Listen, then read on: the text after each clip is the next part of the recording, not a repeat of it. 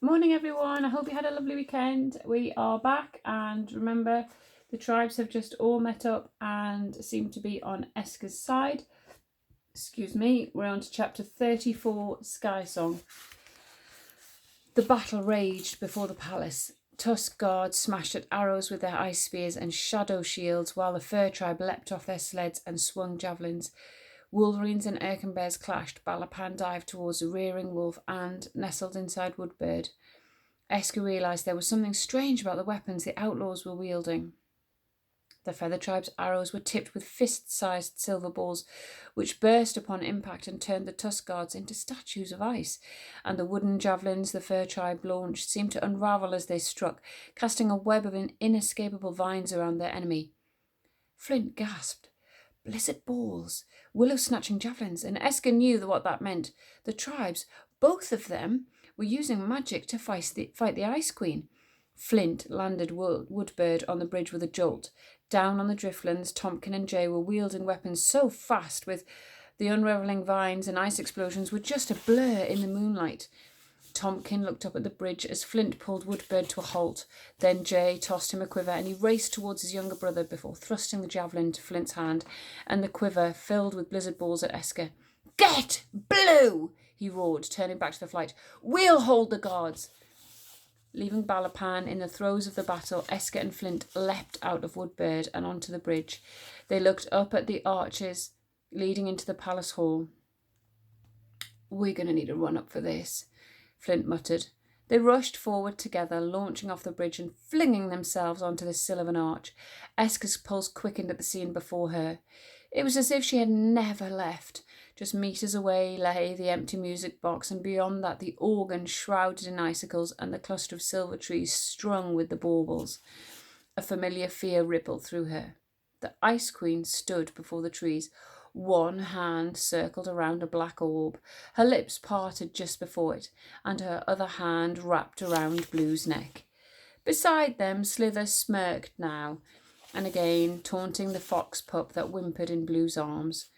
The Ice Queen lowered the orb, and her expression soured. So many interruptions. She slipped the orb into her pocket of her gown, then opened a welcoming arm. "Eska, darling, back so soon?" She paused, but with no voice, no plan, no way to set this all right. She snickered, "And with 2 tribes of children fighting a battle they're sure to lose." Blotting out the Ice Queen's words, Eska slotted the frost horn into her quiver, pushed a blizzard ball onto the tip of an arrow, knocked it into a bow, and pointed it at the Ice Queen. The candles in the chandelier hissed, and the Ice Queen tightened her grasp on Blue's neck. "Not so hasty," she laughed. "You wouldn't want me to squeeze too tight now, would you?" Blue began to cry, but the Ice Queen's gaze slid to Flint. "And who exactly is your ridiculous little friend?" Flint squared his shoulders. "Flint, brother of the chief of the Fur Tribe and famous inventor." He readied Tompkin's javelin in front of him. "I've come for my little sister and my ma." Eska and Flint leapt from the ice sill, but they hadn't taken more than a few strides across the hall when a dozen Tusk guards stepped out from the shadows. Eska gritted her teeth.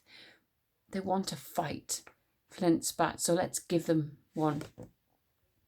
And Eska, filled with fresh rage as she thought of all that the Ice Queen had taken from her, her parents, her memories, her voice, narrowed her eyes and pulled back on her bow.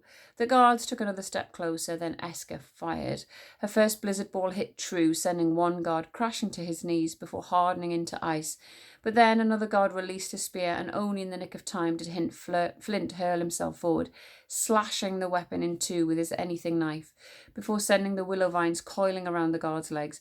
Eska whipped another arrow to her bow, her muscles taut with fury, and back to back she and her friend gave the Tusk guards everything they had, for Blue, for Flint's ma, and Eska's own pa, and for the whole kingdom on the brink of the Ice Queen's rule. Eska's face flared with sweat, and Flint's cheek was bleeding from when Ice Spear had grazed his skin, but there were only 2 guards left now, and while Flint and Eska drew them closer, edging back towards the palace wall, Eska ducked beneath one's legs at the very last moment, giving her and Flint the chance they needed to finish the guards off. Panting, Eska looked up at the Ice Queen, but she simply thrust Blue towards Slither and reached for her crystal staff. Blue tried to wrench free from the shaman's grasp, but he held her and Pebble fast. Don't like it, Blue sobbed. Oh, go home. Eska's heart surged with pity for her friend. You call this lump of uselessness a sister? The Ice Queen sneered. What good is she to anybody? Eska started forward with Flint, her jaw clenched, but she wasn't quick enough to stop what came next. The Ice Queen held her staff over Blue's body, and though Eska and Flint were now tearing across the hall, they could see black sparks shooting out of the staff and showering over Blue. The little girl's body stiffened and drained of colour. Then, a moment later, she was nothing more than a statue, carved from ice, clutching a frozen fox pup. No, gasped Flint. No! The Ice Queen smiled. Oh, I'm not done yet. And in one deft movement, she smashed her staff into the statue, and ice shattered upon impact, falling as a shower of glinting crystals. Flint rushed close, but the broken pieces of his sister and his fox pup lay in a heap before him. Eska's blood screamed as she knelt beside Flint, and in that moment of grief, both she and Flint let their guard down. The Ice Queen seized Eska by the shoulders and Slither grabbed Flint. But the Ice Queen's grip was stronger than her shaman's, 2 pincers of ice digging into Eska's bones, and she couldn't wrestle free like Flint. He staggered backwards, his eyes filled with tears, and Eska's heart swelled with hope at the thought that Flint might be able to fix things. But Flint didn't fight for her or call out to Tompkin in the battle outside. His eyes met hers. They were utterly defeated. Then he turned and ran from the hall, and Eska could only blink after his fading footsteps. Slither hastened across the room, but the Ice Queen shook her head. Let him go. To this mute Ma in the ice tower, or to just weep at the loss of his silly, stupid sister. He's a coward. The Ice Queen muttered, and we've got more important things to deal with. Eska stared at the empty space where Flint had been, hardly able to breathe. How could he have deserted her when she needed him most? Shock and hurt coursed through her. She tried to wriggle free, but the Ice Queen dug her nails in harder, her grasp locking the muscles Eska needed to escape. And as she was dragged across the hall, past the silver trees and the organ, she realised where the Ice Prince was taking her. Back to the music box, the prison she'd fought so hard to get away from. She shot a panicked glance towards the archers, but Balapan was nowhere to be seen. The Ice Queen breathed on the glass dome and it vanished from sight. Then she hurled Eska onto the pedestal. The key, Slither. Slither fumbled into his pocket, then he drew it out and slotted it into the music box once more. The Ice Queen smiled as she uttered her spell, and Slither turned the key. 3 turns to the left, then half a turn right, with a key cut black as the deepest night. The magic awakes, the limbs unfold, as the stolen child comes under my hold. The music began, soft and chiming, and as the Ice Queen released her hold, Eska felt her body succumb to the music box spell once more. The pedestal turned, Eska danced, and her eyes blurred with tears. This wasn't how things were meant to end. Blue was gone. Flint had abandoned her. Balapan wasn't there to help. And somehow, in this palace, her pa remained trapped still. The Ice Queen turned away with Slither until all that Eska could see was the dark stamp of the tattooed eye on the back of his skull. Confident that she was no longer being watched, Eska tried to swivel her own eyes round to her quiver. Was the frost horn still there? She could just reach it. Perhaps it could help her. There was a low laugh, and Slither spun round. I have eyes in the back of my head, child, and I knew that if you thought we weren't looking, you'd give away your only escape route. He marched over to the music box and tore the frost horn from her quiver. I'll be having that. Eska danced on, the despair swelling inside her. Then, as Slither drew back his arm and hurled the horn through one of the arches, Eska didn't hear it crash to the ground. The din of the battle drowned the sound, but she knew that she was now completely alone, without Flint, without the frost horn, without Balapan by her side, and without any plans to stop the Ice Queen from using her voice. The Ice Queen breathed on the glass dome over the music box. Then she sat before her organ and played. The notes sounded louder than ever before. Then her anthem rang out, comprised of just one gloomy voice. A single bauble glowed from the trees, and as the gold drifted from it towards the organ, the battle cries of the fur and feather tribes dimmed. Then the Ice Queen swallowed the last of her stolen voices. Eska's heart sank as she turned helplessly on her pedestal. She watched the Ice Queen lift the orb from her pocket. She breathed over the orb, and a little hole in the top melted to show a golden liquid shimmering inside. Eska could feel the pull of all of the words she had ever spoken coming from that glow, and she knew that this was her voice. The Ice Queen drained the golden liquid in one terrible gulp and screwed the empty orb back onto her staff. Eska hardly dared to breathe. The feather tribes would surrender any moment now. The Ice Queen would capture them and swallow their voices to gain her immortality. Then she would wipe out the tribes and use Eska's sky song to tear the gods down. This was the start of the Ice Queen's rule. But it was not the sound of surrender that Eska heard next.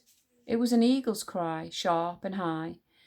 Balapan swooped through an arch, and as Eska saw her, she realised why she had not heard the frost horn clattering on the ice. The bird had caught it mid-flight, and it was clutched in her talons now. "You came." Eska's heart beat. "You came when everyone else deserted me." Balapan soared towards the music box and used the frost horn to smash the glass away, but neither the Ice Queen nor her shaman flinched. "Eska's body is under my spell," the Ice Queen cried. "No beast can help her." But the Ice Queen underestimated the eagle and the bond between it and the girl. Theirs was a connection that went beyond music box spells, ice staffs, and cursed statues, and as Balapan hurled the frost horn towards Eska, she felt her body rage against the Ice Queen's enchantment. Outshot her hand. Into it fell the frost horn, and as she closed her fingers round the tusk, Eska leapt down from the pedestal and glared at the Ice Queen. The Ice Queen stood up from the organ. "Not possible," she murmured.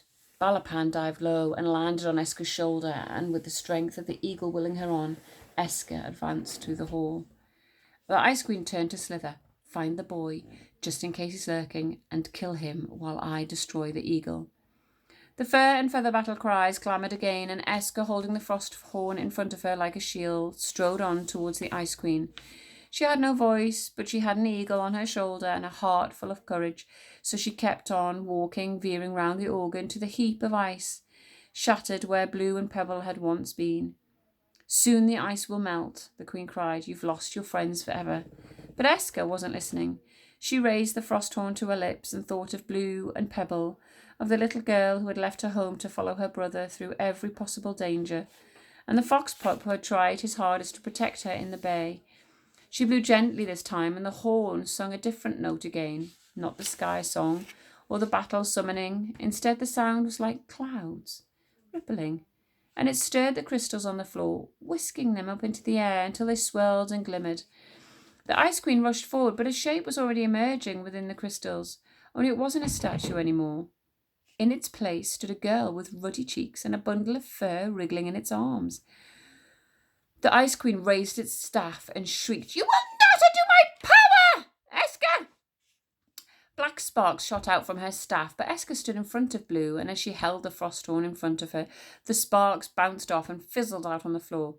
"We, Eska's tribe," Blue shouted, no longer scared now that Eska was there to guard her. She stroked Pebble's head. "We, her friends, and we never give up." Balapan cried out from Eska's shoulder, and the Ice Queen stalked closer. "Except Flint," she cried quietly. He seemed very happy to run away earlier. Blue shook her head. "Flint, fight for Eska. Always looking for her, always fighting for her, never leave." The Ice Queen sighed, blind as well as stupid. There was a scuffle of footsteps from the door. "Come, Slither," the Ice Queen called, but it was not the shaman who emerged from the passageway. It was Flint. The Ice Queen snorted. "If you tied Slither up with Willow Snatch, he'll break its curse in an instant." Flint raised an eyebrow. "Not if the Willow Snatch is drenched in water gathered from a whirlpool. That'll bind him for months on end." He paused. "You didn't think I'd enter your palace without a few inventions up my sleeve, did you?" Eyes wild, the Ice Queen raised her staff towards Flint, but at that moment Blue rushed forward and kicked the Queen in the back of the legs. Flint's jaw dropped. His sister, alive and full of fight. Black sparks ricocheted off the walls as the Ice Queen stumbled to her knees, but it gave Flint the chance he needed, and he darted towards the trees, grabbing Blue by the hand as he raced past. He thrust a small wooden box at Esker, and from her shoulder Balapan croaked, "Your memories." Flint panted as Pebble nuzzled round his legs. "I searched the whole palace till I found this in the throne turret."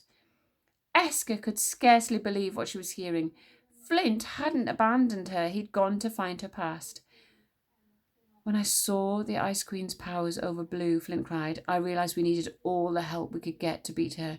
You need to remember who you are, Esker, if you're going to take back your voice." The Ice Queen was on her feet again, her staff aimed at Esker. "You won't be able to open it," she shrieked. "There is no key. I held it to the bottom of the ocean the day I captured you." Esker's skin trembled, but Flint held up his anything knife to the keyhole and twisted it this way and that.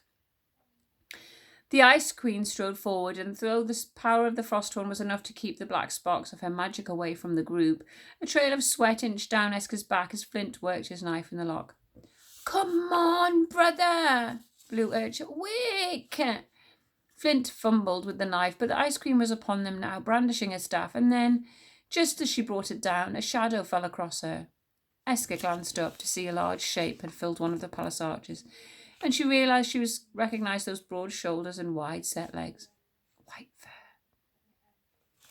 The Erkenbear leapt into the room and bounded across the floor towards the Ice Queen. She took a few steps backwards and then remembered herself and aimed her staff at the raging bear. A burst of sparks shot out and the Erkenbear tumbled backwards, but he was up again in seconds. Flint worked harder with his knife until there was a click and, as Whitefur launched himself at the Queen, Esker pushed the wooden lid open. A swirl of colours twisted towards her, and as they fell about her face, it felt to Esker as if she was looking at a rainbow through the mist. But then the mist seemed to fade and the colours became stronger, and finally Esker saw her pass clearly. Sledging in the Nevercliffs with her ma, hunting caribou on the driftlands with her pa, making necklaces from river quartz with her parents, running hand in hand with them across the foothills to catch a glimpse of a golden eagle. This was her past, a lifetime out in the wild with two people who loved her more than she could have hoped for. Suddenly knowing her place, knowing her beginnings and all that had come after that, made her grip the Frosthorn harder. Whitefur wrestled with the Ice Queen, a whirl of claws and nails and fizzing black sparks, and as Esker saw them like that, a more painful memory surfaced, the last moments with her parents on the driftlands. Her ma crying out for her as the wolverines closed in, the Erkenbear trying to set things right, and then a tusk warrior dragging her and her pa to Winterfang. Whitefur hadn't managed to hold the Queen back then, but now he fought with a vengeance, and as he thumped an enormous paw across the Queen's chest, pinning her to the ground, he growled at Esker, and Esker could hear the words in that growl, because it was the language of those who wandered the wild. "Take what is rightfully yours," it said. "Take back your voice." Esker stormed towards the Ice Queen while Flint shoved Blue behind him and took on the stream of tusk guards pouring through the arches. Whitefur winced as the Ice Queen struggled beneath him and sent a fresh flurry of sparks into his side. But Esker was running now, and she swung the Frosthorn at the Ice Queen's staff. The sceptre broke apart upon impact, shattering into fragments of black ice. The Queen gasped as the ice melted before her eyes and a gold mist seeped from her lips. It drifted into the hall and settled into the baubles over the trees until all of them shone gold once again. The Ice Queen raised her hand to her mouth, but an even brighter mist was slipping through her fingers now, a mist that burned as gold as Balapan's eyes. It swirled into the hall, and Esker stood completely still as she breathed her voice back inside her. Leaving Flint to fight the last of the tusk guards, Esker sped across the room and leapt up into an open arch. Balapan glided to her shoulder, and they looked at the fight below, a frenzy of blizzard balls, ice spears, and willow-snatching javelins. Then Esker held the Frosthorn high, and desperately hoping she could remember its song, she threw her newfound voice out into the night. At first she sang a low, clear note, the one that had sounded like an owl's hoot. She launched into a rippling melody, and her song rose like bubbles from the depths of the sea. A few of the tusk guards looked up at her, their weapons suddenly limp in their hands, and Esker noticed then that their expressions had changed. They were no longer blank and ice-eyed. Their faces were filled with shock and shame and something like hope, and though Esker didn't dare stop singing, she wondered whether the Ice Queen's hold over her Tusk army was gradually weakening. Esker let the melody grow louder, stronger, and as the sky song burst out, she could feel the power of the mountains, the forest, and the glaciers stirring inside her. More Tusk gods stopped fighting, wolverines and Erkenbears broke apart, and Esker saw Rook, her face brighter, kinder than it had been in the Lost Chambers, push her way through the crowds towards the palace until she was standing alongside Jay and Tompkin. Esker blinked. Even the Tusk gods, frozen by blizzard balls and imprisoned by willow snatch, were breaking free from the magic that had bound them and looking up to her with eager faces. All the tribes were listening now, because the Ice Queen's curses had worn off. Esker raised her eyes to the stars, to the mighty sky gods glistening from above, and as she sang the last part of the sky song, the melody filled with longing and heart and infinite wonder, the sound of her voice swelled up into the night, and the northern lights began to dance once more. Balapan leapt from her shoulder, wheeling into the colours that spilled into rings and halos across the dark, and Esker knew then that no one in Erkenwald could doubt that the presence of magic. The sky gods were up there, and they were dancing for every tribe to see. Esker cleared her throat. "A few weeks ago I was nothing more than a prisoner here at Winterfang," she cried. "The Ice Queen locked me in a music box and told me I was cursed. She stole my parents, she stole my memories, and then she stole my voice. But together with the bravest inventor I know, I escaped and formed a tribe, and though it wasn't made up of warriors or people who dressed and thought the same way, it was enough. Because we were brave and we kept hoping, and though the Ice Queen threw everything she had at us, Tusk guards, cursed wolves, mountain ghouls, and thunder ghosts, we threw back more. Balapan settled on her shoulder and ruffled her feathers. We kept going when everything fell apart. We trusted strangers even when we didn't have a plan. And when the Ice Queen tried to silence us, we shouted louder." She raised the frost horn high. "For almost a year we've lived in a kingdom shrunk to whispers, in a place where the tribes hide from one another in fear. But that is not our Erkenwald. It's time to reclaim our kingdom." There was a deafening roar from below as all three tribes cheered Esker on. She spun around to see the last of the Tusk gods sitting on the floor, shaking his head as if waking from a terrible dream, and she knew that the Ice Queen's curse had been broken once and for all.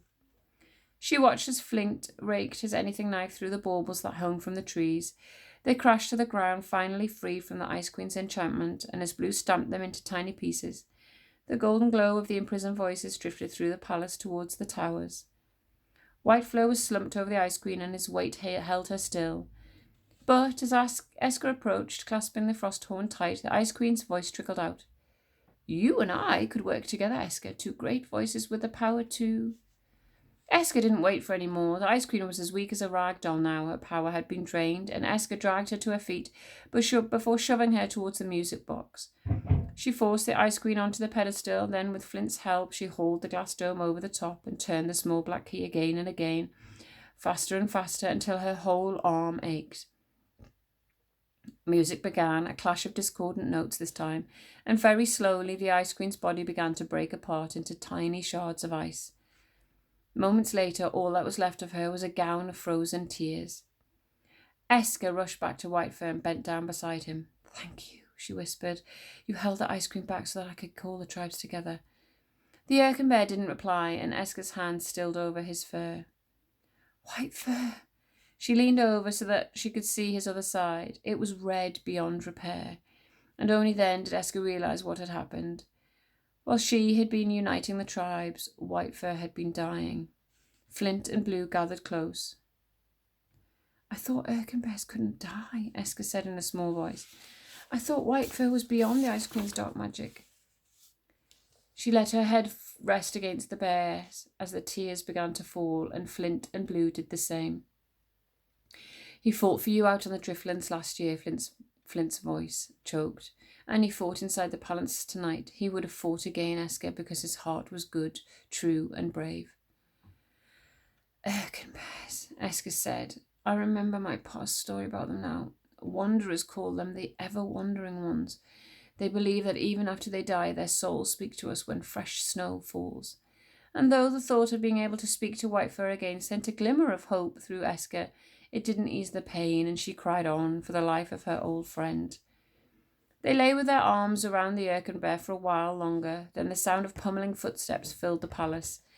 "The prisoners in the ice towers, they've been freed," Flint breathed, forcing himself to his feet. "Ma!" He rushed from the hall, hand in hand with Blue, and Esker would have followed had her ears not snagged on another sound. Esker. Esker's legs felt suddenly weak beneath her, and her breath scudded through her throat, because she recognised that voice. "Pa?"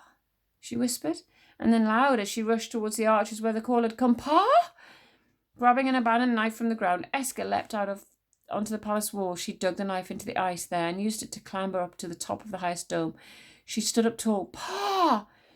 Tompkin and Blade had scaled the ice towers and hacked open the door that blocked the prisoners in, and now men, women, uncles, aunts, grandparents were pouring across the bridges, connecting the towers to the palace and rushing into the arms of their children. Esker's eyes flitted between the crowds, then they fixed on a tall man with broad shoulders who wore the furs of a silver wolf. He was faster than the others over the bridges, but he didn't rush into the palace. He grabbed a spear from the ground, snapped it into two, and dug the spikes into the ice dome and began to climb towards his daughter. Esker felt her heart shake. "Pa!" Wolf Tooth hauled himself up onto the top of the dome, but he didn't stop to gather his breath. He rushed towards Esker and scooped her up in his arms. "My little girl," he sobbed, "my precious little girl." And as Balapan called out from the velvet sky above, Esker held on to her paw. And that is the end of the story. I hope you have enjoyed it as much as I've enjoyed reading it to you. I will see you tomorrow. Goodbye.